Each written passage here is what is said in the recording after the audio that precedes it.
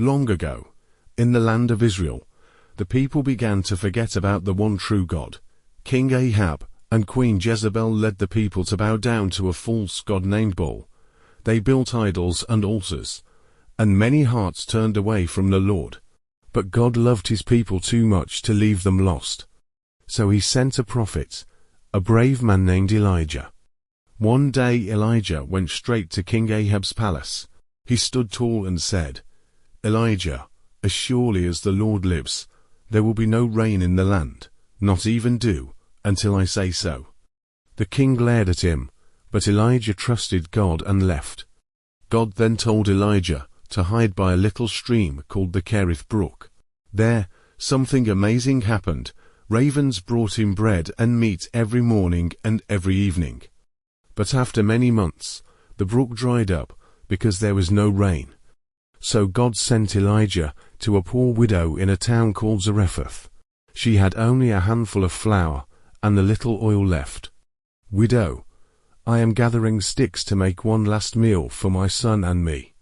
After that, we will die." But Elijah said, "Do not be afraid. Make a small loaf for me first, and God will take care of you." She obeyed, and a miracle happened. Her flour jar never became empty, and her oil jar never ran dry. God provided for them every day. After 3 long years of no rain, God told Elijah to go back to King Ahab. When the king saw him, Ahab shouted, "Ahab, is that you, Elijah, the troublemaker of Israel?"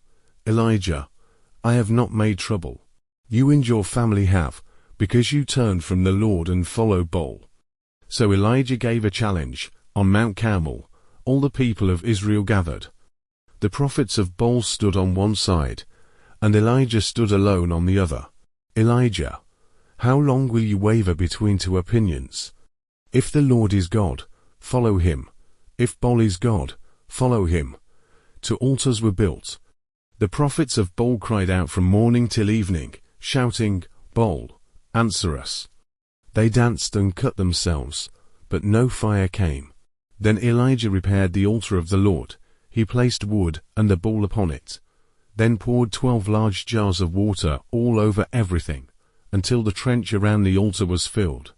Elijah prayed, "Lord, let it be known today that you are God in Israel." Suddenly, fire fell from heaven. It burned up the sacrifice, the wood, the stones, the soil, and even the water in the trench. The people fell to their knees and cried out, "The Lord, He is God! The Lord, He is God!" That very day, after Elijah prayed again, the sky grew dark with clouds, and rain finally poured down on the land. But Queen Jezebel was furious. She sent a message to Elijah, "Jezebel, by this time tomorrow, you will be dead." Elijah became afraid and ran into the wilderness. He sat under a tree and prayed, "Lord, I have had enough. Take my life." Then he lay down and fell asleep. But an angel touched him and said, "Get up and eat." Elijah looked, and there was bread baked on hot stones and a jar of water. He ate, rested, and ate again. With God's strength, Elijah traveled 40 days and nights to Mount Horeb. There he hid in a cave. Then God said, "Go out and stand on the mountain in my presence." Elijah waited. A powerful wind tore through the mountains, but God in the wind. Then an earthquake shook the ground, but God was not in the earthquake. Then a fire blazed, but God was not in the fire. Finally, there was a gentle whisper. Elijah covered his face with his cloak. God was in the gentle whisper. Later, King Ahab wanted a man's vineyard. The man's name was Naboth. But Naboth said, "I cannot give you my vineyard. It belongs to my family." Queen Jezebel plotted against Naboth. She had him killed so Ahab could take the land. But God sent Elijah to the king.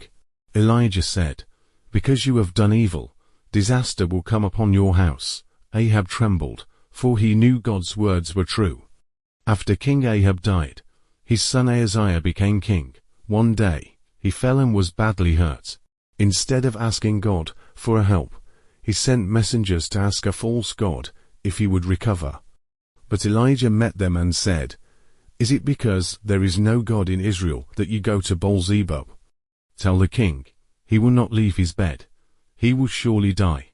The king sent soldiers to capture Elijah, but Elijah prayed, and fire came down from heaven, burning the first two groups of soldiers. The third captain humbled himself and begged for mercy, so Elijah went with him. And just as God had said, King Uzziah died. The time came for Elijah to leave this world. He and his helper, Elisha, walked together. At the Jordan River, Elijah struck the water with his cloak, and the river parted, so they could walk across on dry ground. Then Elijah asked, "What can I do for you before I am taken?" Elisha said, "Give me a double portion of your spirit." Suddenly, a chariot of fire with horses of fire appeared. A whirlwind came, and Elijah was taken up into heaven. Elisha cried out, my father," and picked up Elijah's cloak. From that day on, the Spirit of God rested on Elisha, just as it had on Elijah. The lesson. Elijah's story shows us that God is the one true God. He speaks not only in mighty fire and storm, but also in a gentle whisper. God takes care of his children, gives them courage, and never leaves them alone. Don't forget to subscribe to my channel, so I can make more Bible stories like this. May God bless you and your family. See you on to the next video.